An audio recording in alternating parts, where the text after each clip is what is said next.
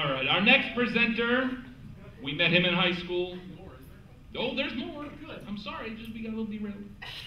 High school's where we met our last roaster. We always knew he would amount to something. In the yearbook, he was voted most likely to snap and lock himself in a clock tower with a sniper rifle sometime in his mid-40s. That's a true story. Don't be alarmed when you see him. He's known Russ longer than I have, so he's noticeably scarred. And that's all the foreshadowing we can afford right now. Ladies and gentlemen, our good friend and everybody's buddy, the one and only Jason Victor. Oh, wow. Wow. Will. You suck the energy out of the room faster than a blackout. Jesus.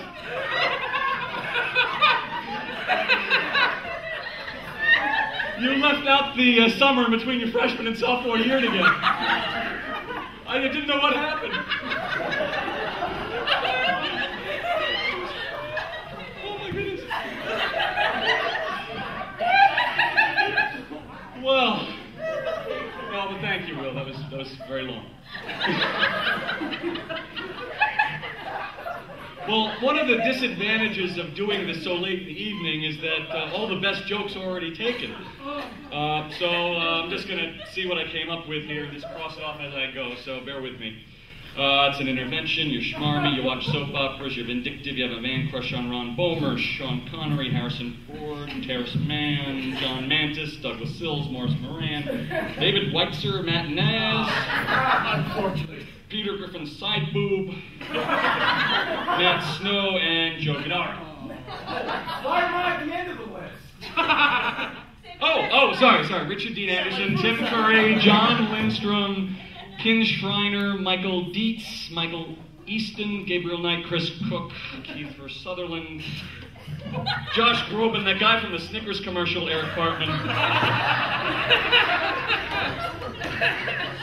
Dumbledore, and Kim's ex-boyfriend. You don't realize, but these things pile up when you put them all on a list.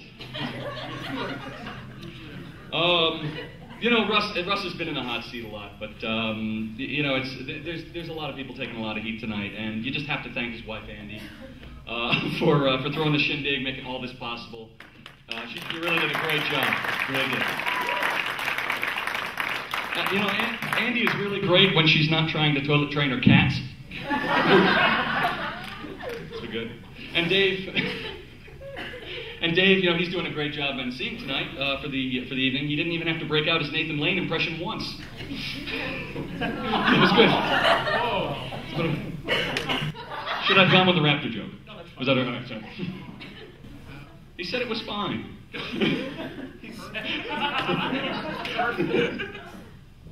All right. Will, John, Omar, thank you for helping us meet our friendship diversity quota.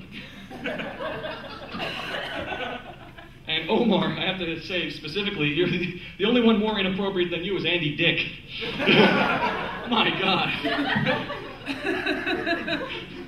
He's Tim Allen's brother, I was told. Yeah, really? Yeah. It's very interesting. Oh, and Russ's dad. I would say a joke about Russ's dad, but I'm scared. Yeah. I respect you greatly. Now back to Russ. There's a lot of negativity being flung at Russ here, and I've been trying. I always try to see the positive sides of things.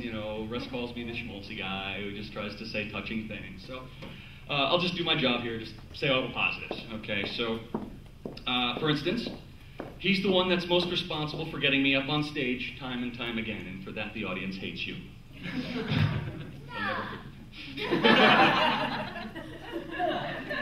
Russ is a diverse person. He's a diverse man, and he's a friend to the black man. And by the black man, I mean Will.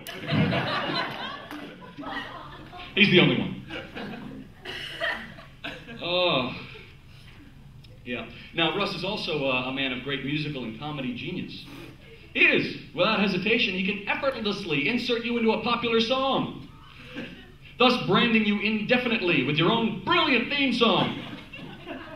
In Will's case, Here Comes the Men in Black became My Friend Will is Black.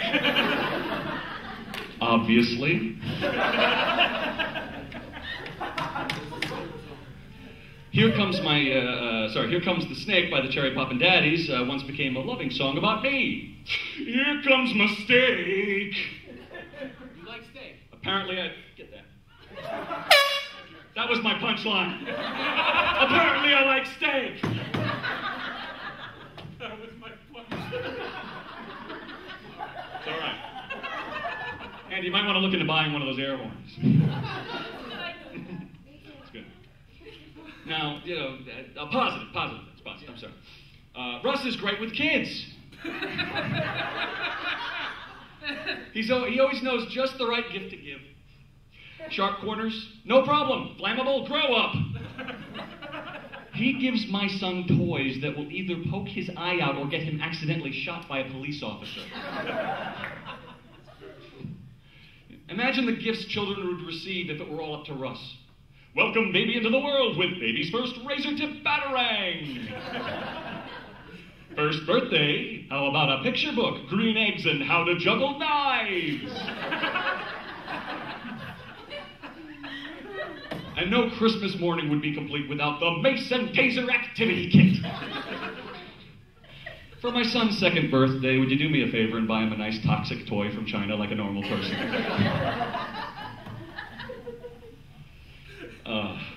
Seriously though, whenever Russ is around, I think it's been said before, and I think we're all in agreement, whenever Russ is around, there will always be a sense of entertainment. A little redundant, okay. Until you get to the you're a blank part of the evening. For example, if you're not familiar with the joke, I would say something like, hey Russ, I like cake. And he'll say, you're a cake. And then I say, I want to go home now, Russ. And he'll say, you're a home now, Russ. So just so you know, that's out there. Yeah. Should I?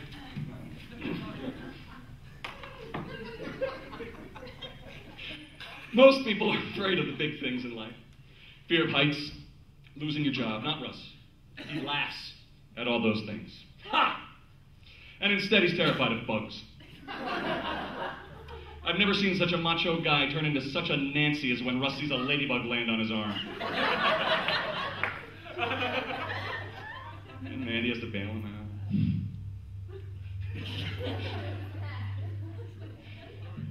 Russ burns more bridges than German officers in World War II. I'm not saying Russ has a lot of enemies, but when someone put sand in Russ's gas tank and the police asked him if he could think of anyone who would have a reason to hate him,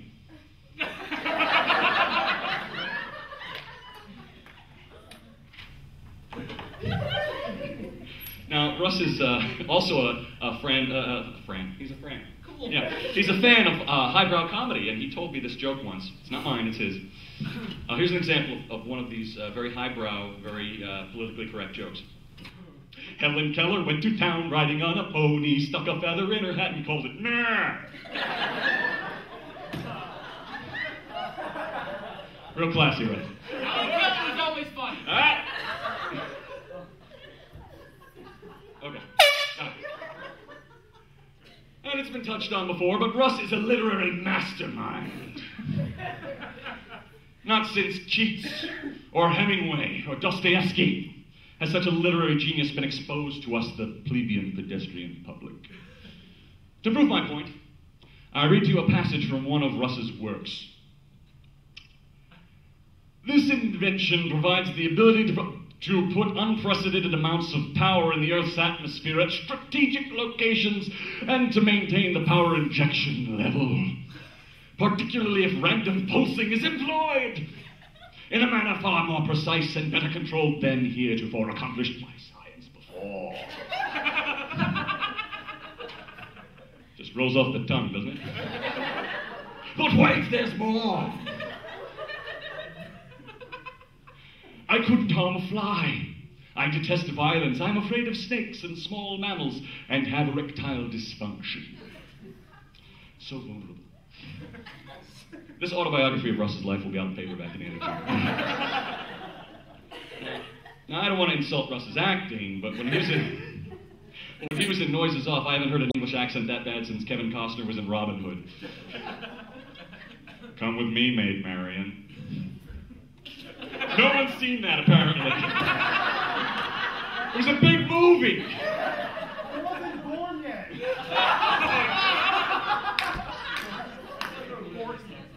Oh, Jesus.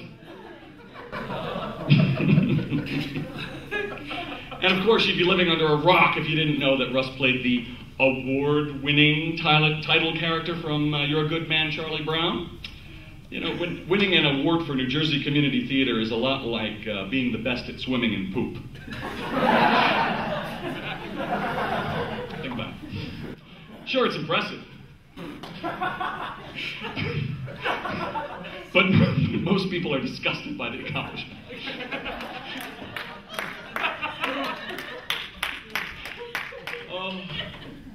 And, you know, we've all made a lot of fun at Russ's expense tonight, but I think he'd be the first to know that this was all done out of love and respect. And Russ has always been there for me through all the good times and the bad, and I'll always remember his friendship, his humor,